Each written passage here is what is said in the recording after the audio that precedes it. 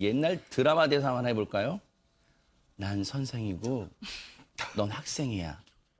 라는 대사가 딱 들어맞는 그 사건이 벌어졌습니다. 임방글 변호사님. 네, 작년 10월 인천에 있는 한 중학교에서 일어난 일입니다. 30대 기간제 교사, 여자 교사가 있었는데요.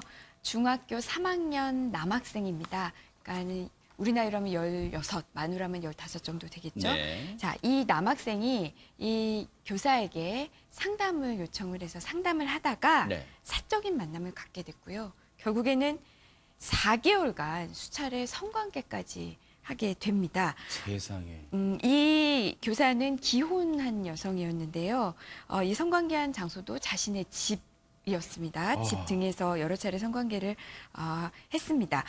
이게 지난해 10월부터 올해 2월까지니까 4개월이죠. 이 4개월 동안 여러 차례 성관계를 가졌고요. 이 사실을 알게 된 이 남학생의 부모가 이 여교사를 성폭행 혐의로 고소를 했습니다. 지금요. 이게 깜놀 종합 세트예요. 보세요. 여교사가 30대 여교사가 중학교 3학년 제자랑 이런 행동을 했다는 것도 문제지만요. 기혼 여성이에요. 결혼했단 말이잖아요. 더 깜놀. 자신의 집에서 김기영 아나운서. 예, 참 이게 교사라는 게 사실 올바른 방향으로 학생들을 지도를 해줘야 되는데 이런 식으로 하는 교사가 학교에 있다면 정말 부모들이 불안할 것 같습니다. 이 부모가 경찰에 고소를 했죠. 그래서 경찰이 조사에 착수를 했습니다. 그런데 이 조사를 담당했던 인천 연수경찰서는 네. 이 여교사에게 성폭행 혐의를 적용하지 못했습니다. 네? 그 이유가 뭐냐면요. 네. 성폭행 혐의를 적용 못한 거예요. 네. 그러니까 왜 못했어요? 성관계의 강제성이 없었고요. 그리고 서로 원해서 한 일이다라는 양측의 진술이 있었기 때문에 이 여교사와 남학생의 진술이 있었기 때문에 성폭행 혐의는 적용하지 못한 거예요. 다만, 네네. 다만 아동을 성적으로 학대했을 때 처벌하는 아동복지법 위반 혐의만 적용을 해서 지난달 검찰에 송치를 했다고 합니다. 이거는 김은배 팀장님께 안 여쭤볼 수가 없어요. 지금 인천 연수경찰서의 판단은 어떻게 보세요? 일단은 성폭력을 이렇게 보시면 됩니다. 성폭력을 남성, 여성 관계없이 강제성, 강요, 쉽게 얘기해서 폭행을 행사했느냐 아니면 전번에 안지사처럼 위계나 위력으로 자기 보호를 받거나 감독받는 사람들을 위계나 위력으로서 성관계할 수가 있어요. 네. 이런 거는 처벌을 할 수가 있습니다. 그런데 네. 지금 말씀하신 대로 남성, 여성이 성관계를 할 때 서로가 합의했다고 그러면 처벌할 방법은 없어요. 단지 네. 중학생이 13세 미만자일 경우에는 합의를 했다 하더라도 처벌을 하는데 네. 이 중학생은 보니까 15세, 네. 13세는 넘었어요. 네. 그러니까 아동 18세 미만자는 아동으로 봅니다. 그러니까 네. 아동복지법은 적용할 수 있대. 네. 실제적으로 강제성이 없었고 네. 또 그리고 위계나 위력이 없다. 그러니까는 네. 성폭력으로는 경찰서에서는 입건할 수가 없었던 거예요. 네. 그래서 한다는 것이 겨우 아동복지법에 아까 말한 17조에 보면 처벌 조항이 있거든요. 그 조항을 적용해가지고 검찰로 송치할 수밖에 없었다. 이렇게 보시면 됩니다. 강성신 변호사님, 이 네. 여교사는요. 4개월간 수차례 자신의 집 등에서 성관계를 한 것도 모자라서 진짜 연인으로 생각했나요? 고가의 명품 지갑도 선물했다는 거예요, 지금 이 학생한테.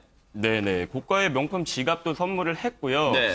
이에 이제 벗어나서 뭐 더 나아가서 무슨 일까지 있었냐면은 네. 일단은 문제가 되는 게 네. 강간을 한 게 아니라고 이제 뭐 판단이 되는 거잖아요. 네. 근데 아동을 성적 학대를 한 거는 또 맞다. 그럼 이게 무슨 말인지 조금 혼란이 오실 수가 있어요. 네. 그래도 제가 설명을 좀 해드리자면 네. 일단은 미성년자 의제 강간죄가 이제 김은배 팀장님이 설명을 하신 건데 네. 이런 경우에는 뭐 위력이나 어떤 폭력 행사가 없어도 13세 미만이면은 그냥 강간죄를 적용을 해버리겠다. 이제 네. 이러한 의미인데 이 경우에서는 이제 15세였잖아요. 중3이니까. 네, 만 15세니까는 이제 미성년자 의제 강간죄가 성립이 되지 않고요. 네. 대신 이제 아동복지법에 의한 이제 성적 학대 혐의가 이제 적용이 되는 건데 네. 이거는 이제 아동에게 음란한 행위를 시키거나 성적 수치심을 주는 성폭행때 행위를 하면은 처벌이 받게 되는 겁니다. 근데 이것도 약간 우리가 생각을 해봐야 될 게 과연 이 사건에서 이게 억지로 성적 수치심을 주는 행위를 시킨 건지 이거에 대한 판단이 별개로 좀 필요할 것 같아요. 일전에 그 선례를 보자면은 이제 비슷한 사건에서 13세의 경우에는 이런 경우에 있어서도 성적 수치심을 주는 행위다라고 이제 판단을 한 사례가 있는데 네. 15세인 경우에는 어떻게 판단할지 조금 애매한 부분이 있을 것 같습니다. 왜냐하면 네. 15세 학생 본인은 동의하에 네. 했다고 하니까요. 네. 네. 아니 근데 김동철 원장님 중3이에요. 네. 성적 자기 결정권이 있다고 보세요. 중3이. 저희들이 생각을 잘 해봐야 되는 부분들이 뭐냐면 국제적 기준에서도 우리나라의 만 13세 이 기준이 상당히 낮습니다. 그래서 사실 외국의 사례는 훨씬 더 높거든요.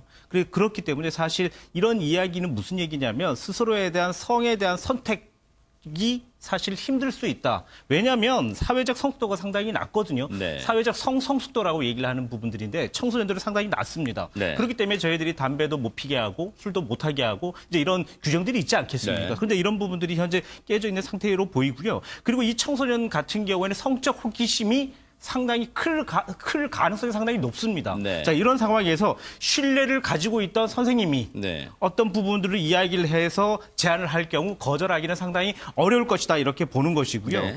아이 같은 경우에는 분명히 결정에 대한 부분들은 분명히 낮습니다. 그리고 또 제가 느끼기에는 교사가 특정 성애에 대한 문제점을 좀 갖고 있는 사람이 아닐까라고 생각을 하는데 특정 성애 장애자가 있거든요. 네. 유아들이라든지 청소년들을 선택을 해서 그 사람들에게만 사랑에 대한 기분들이 발생이 된다는 것이거든요. 네. 그렇기 때문에 특정 성애에 대한 문제들도 저희들은 체크를 해봐야 된다라고 저는 생각이 듭니다. 네네.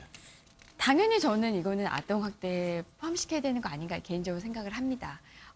만약에 이런 성관계를 할 때 이 남학생이 저도 좋아요. 저도 선생님을 사랑해요. 라고 해서 절대 어떤 강압이라든지 강제가 없다고 해서 이 학생이 정말 자유로운 의사에서 결정했으니까 이 아동에 대한 어떤 성적 자기 결정권 침해는 없었다. 이렇게 판단한다면 너무 법의 취지를 좁게 보는 거 아닌가. 이 아동복지법에서 이런 성적 학대를 처벌하는 거는 아이가 온전하게 성년이 돼서 정말 온전하게 자기 성적 자기 결정권을 행사할 수 있도록 아이가 올바르게 성장하게 우리가 보호하는 데 초점이 맞춰져 있다고 생각하거든요.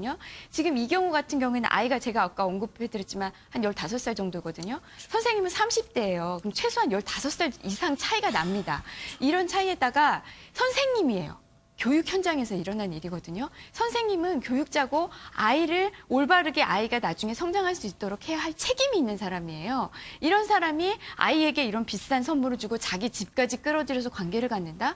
이 아이가 과연 올바르게 성적 자기 결정권을 행사했고 과연 우리가 아동복지법에서 지금 우리가 이 취지, 보호하는 이 취지에 부합하냐 전혀 반대라고 생각하거든요. 이거는 저는 충분히 아동학대에 해당하고 아동복지법으로 처벌될 사안이다. 라고 생각을 합니다.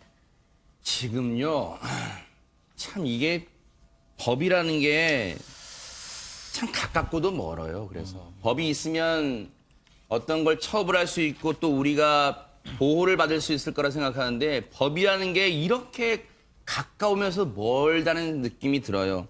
지금 해당 여교사는요, 이 사건이 발각된 후, 불거진 이후에 해당 중학교 퇴사했대요. 그런데 교육청도요, 이 여교사가 학교를 그만둔 상태라서 징계를 할 수 없대요. 그러면 강성신 변호사님, 학교는 그만뒀지만 만약에 이 사람이, 이 여교사가 다른 학교 재단이나 사립학교나 아니 학원 이런 데서 다시 아이 가르치는 건 괜찮은 거예요, 그러면? 제가 봤을 때 그거는 일단은 법을 떠나서도 현실적으로 쉽지 않을 거라고 보여요. 왜냐면은 이제 학원 강사에도 불구하고요. 예를 들면 학교가 아니에요. 네. 그 학원에도 불구하고 그 학원법이라는 게 있거든요. 네. 그래서 학원법상에 이런 비슷한 범죄를 저질렀다고 해서 만약에 판결이 확정이 됐어요. 그러면 이제 취업 제한 등에 걸릴 수가 있기 때문에 이분이 계속 어떤 이런 교육자로서의 활동을 하는 거는 현실적으로 쉽지 않을까 이렇게 생각이 들고요. 네. 일단은 지금 당장 징계를 못 한다고 하고 앞으로 이제 어디에서 무슨 일을 하게 될지는 모르겠지만 더 이상 교육기관 쪽에서 일을 하는 거는 현실적으로 쉽지 않아 보입니다. 이거는 교육자 자질이 없죠. 기혼 여성이 진짜 이건 입에 다. 네, 알겠습니다. 이 재판을 네, 받으면요 임방님 분명히 변호사님. 취업 제한 명령을 받을 거예요. 아동 청소년 관련 기관에 뭐 10년간 취업을 명한다, 취업 제한을 명한다 이런 걸 받을 거기 때문에 학교에 취업하기는 학교에 교단에 서기는 좀 어려울 것 같고요.